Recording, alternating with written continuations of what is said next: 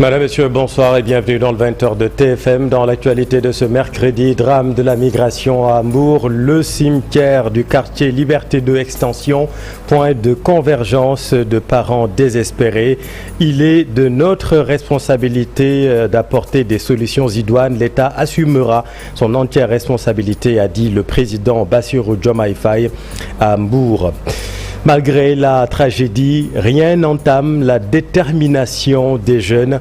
Reportage à suivre à Saint-Louis du Sénégal, un autre point de départ. À Hambourg, Bassirou Diomaye Faye était à Medina Baye en prélude du Gamou.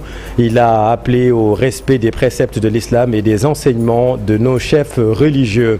Et puis à suivre notre reportage sur les prix du marché. Le coût de la carotte n'est pas tendre avec les consommateurs.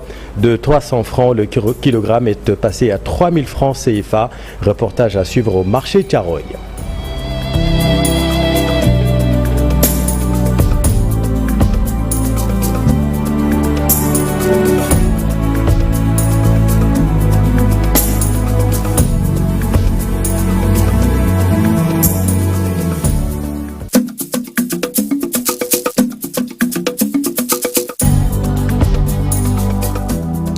Hambourg, le cimetière du quartier Liberté 2 Extension, point de convergence des familles désespérées.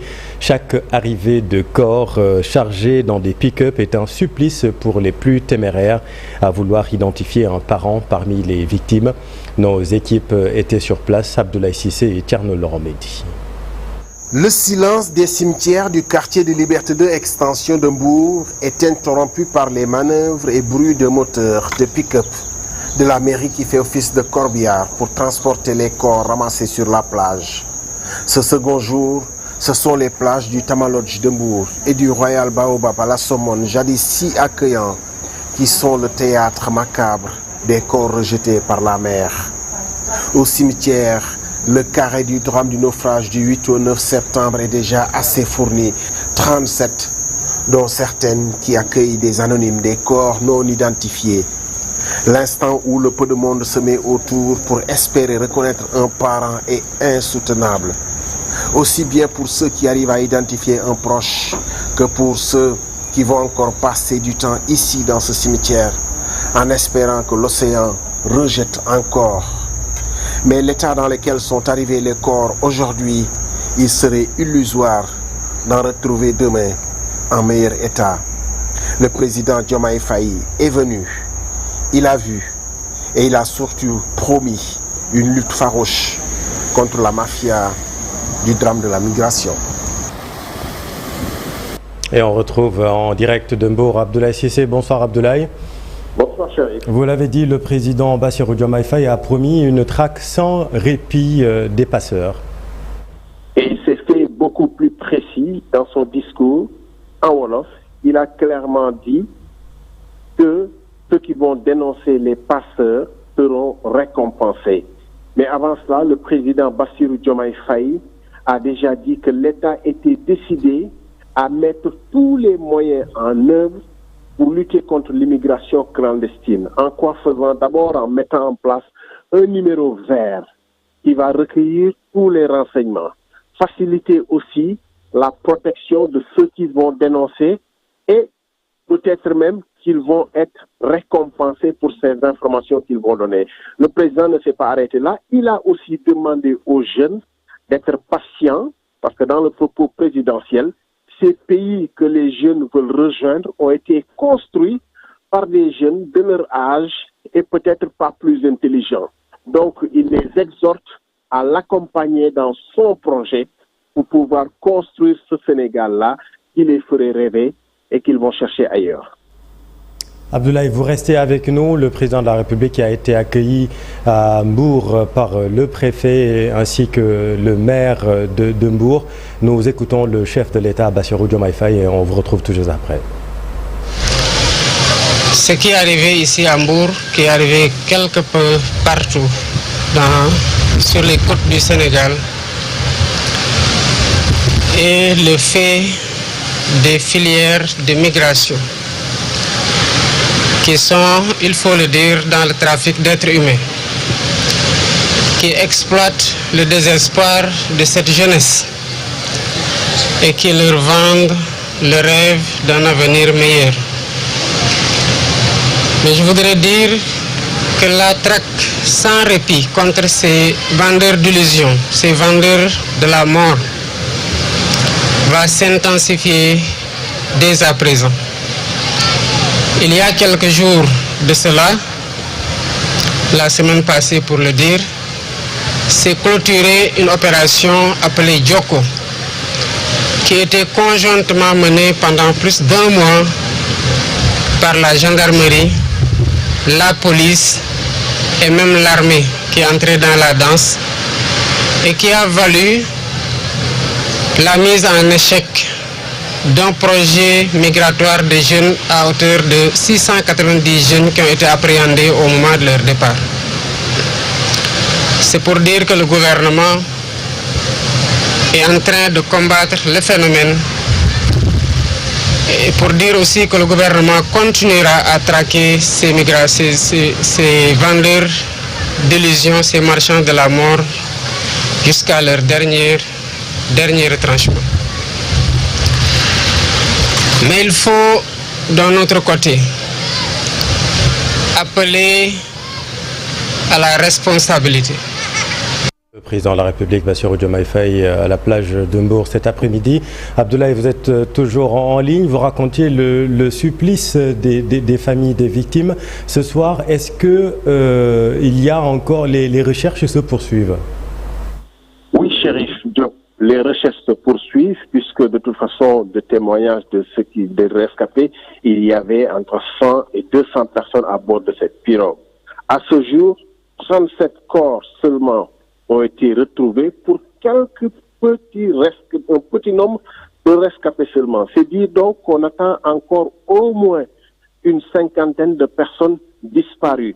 On n'espère plus les retrouver en vie, bien entendu, et surtout, vu l'état dans lequel sont arrivés les corps qui ont été rejetés par la mer aujourd'hui, il n'est même plus permis de retrouver des corps en bon état. Il faut dire que les corps ont été enterrés dans un carré qui est réservé pour ce drame spécifique du 8 au 9 septembre, comme pourrait être un lieu de mémoire demain dans ce cimetière du quartier de Liberté 6 et du quartier Liberté 2 Extension. Et les marins avaient continué encore au moment où le président Bassirou Diomaye Faye était au bord de la plage du Tamalodge, était encore en mer à poursuivre les recherches, mais c'était déjà la tombée de la nuit et la mer était agitée. Aujourd'hui, on ne compte plus que sur la marée pour ramener ces corps. Et ce matin d'ailleurs, les corps qui ont dérivé ont été récupérés sur la plage du Royal Baobab, l'hôtel de la Somone. C'est dire qu'on peut retrouver des corps bien au-delà du périmètre du département de Mbour, mais les autorités vont veiller à les récupérer et à les ramener dans ce cimetière qui est consacré désormais pour ce drame du 8 au 9 septembre. Ouais, c'est toute la petite côte qui est surveillée. Abdoulaye Cissé en direct de Mbour. Merci beaucoup Abdoulaye, avec les images de Thierno Laurent Mendy. Vous le disiez ce matin déjà, le maire de Mbour, Cheikh Issa Sall, était l'invité de la matinale de TFM. Il parlait de ce désespoir des familles des victimes, des familles entièrement décimées par ce phénomène de l'immigration irrégulière. Le voici avec Chérif Dia. S'ajouter à d'autres événements qu'on a connus récemment. Il y a 300 personnes dont le départ était Mbour qui sont présentement en Mauritanie, d'autres au Maroc. Et on est en train de rechercher jusqu'à présent une pirogue qui avait à bord 150 personnes. Jusqu'à présent, on n'a aucune information sur cette pirogue. Et le samedi dernier, on a fait le tour de ces familles pour la pirogue disparue. Et le dimanche, on assiste encore à ce naufrage qui va nous coûter vraiment plusieurs vies humaines des Sénégalais, des populations également de la sous-région. Dans notre quartier, tout le monde est parent. C'est la configuration en général des quartiers légaux. Ce qui fait que moi, j'avais déjà mon demi-frère qui était le capitaine de la pirogue, mais à bord, j'avais presque 12 neveux et nièces et plus de 4 ou 5 beaux-frères donc, et beaux-fils. Donc ça, c'est encore très compliqué. C'est pour cela que je crois que le fait pour lui de se présenter à la gendarmerie était une bonne chose.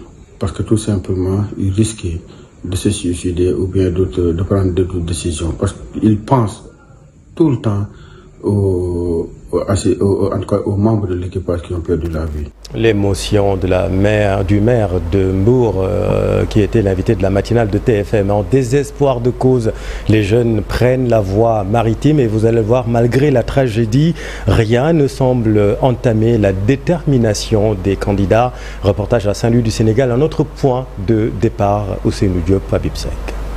Beaucoup de jeunes ont quitté la ville, aidés par des pêcheurs chevronnés des quartiers de Gendar et Gohumbad ou des autres localités comme Mbour ou Joal. Les jeunes doivent être conscients. À mon avis, la richesse ne peut pas remplacer la vie d'un homme. Il faut qu'ils le soient conscients. Les convoyeurs ne vont jamais emprunter la voie maritime parce qu'ils ont à chaque voyage entre 15 et 20 millions de francs CFA. Les jeunes sont désespérés. C'est pourquoi ils quittent le pays. Et pourtant, ces derniers jours, il y a beaucoup de morts. Mais qu'est-ce qui fait courir les jeunes malgré les multiples accidents en mer qui ont fait plusieurs victimes? Ce jeune pêcheur tente d'apporter des éclairages.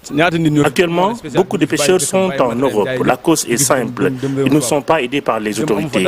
Les bateaux étrangers ont pillé nos ressources et les jeunes ne peuvent plus rester ici. Pour ces jeunes, le nouveau gouvernement doit aujourd'hui mettre en place des stratégies fortes pour maintenir les jeunes dans les différentes régions. Les jeunes qui sont partis n'ont pas de travail. Dans leur famille aussi, il y a beaucoup de problèmes. C'est pourquoi ils partent pour aider leur famille.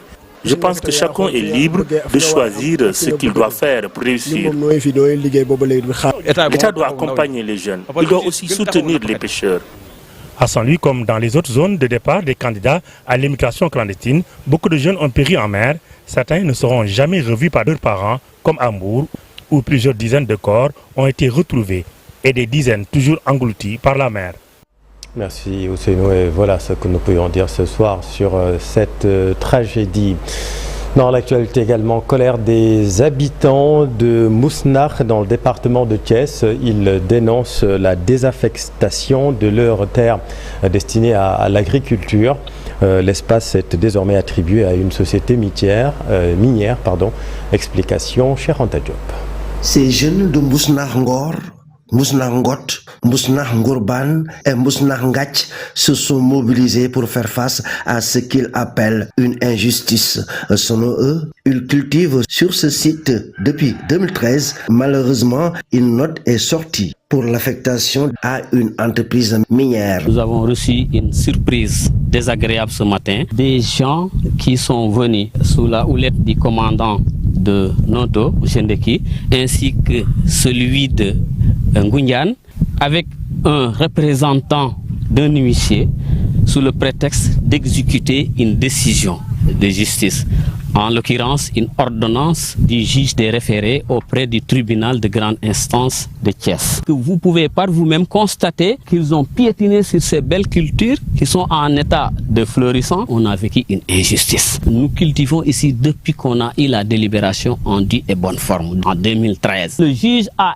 estimé qu'il fallait nous expulser sur nos 300 hectares affectés à la société Fali Louata pour un usage agricole. Au profit de quoi? Une carrière concédée à Kojeka. Suite à la polémique sur cette affaire, le ministre des Mines a été interpellé pour trouver des solutions. Le ministre des Mines est au courant. On a avisé à qui de droit. C'est un drame de voir disparaître ces terres agricoles selon les populations de Mousnakh et les autorités sont interpellées. La municipalité rejette ces allégations. Pour le maire Mamadou Thiam, le conseil municipal s'est réuni pour désaffecter ces terres. Le voici avec notre équipe.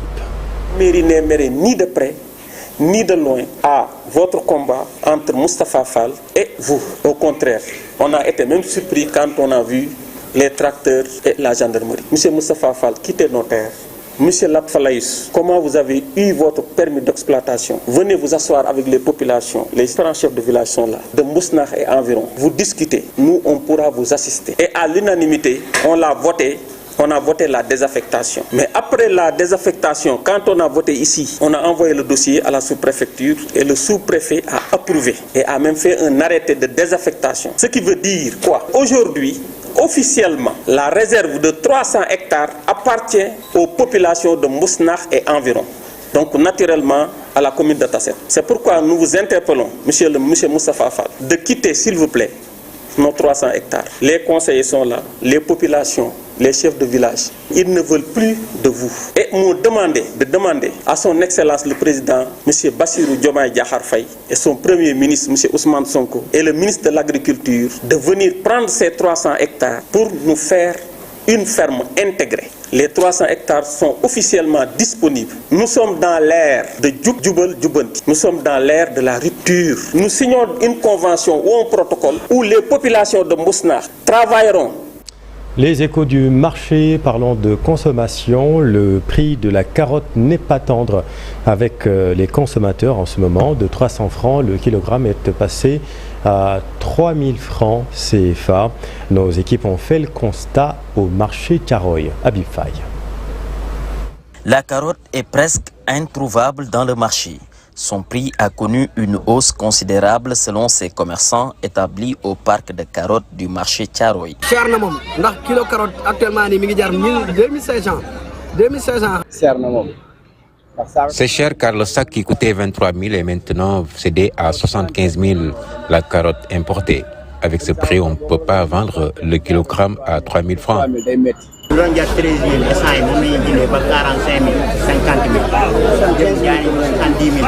Le marché peine à être ravitaillé en carottes importées, ce qui inquiète de plus en plus les vendeurs.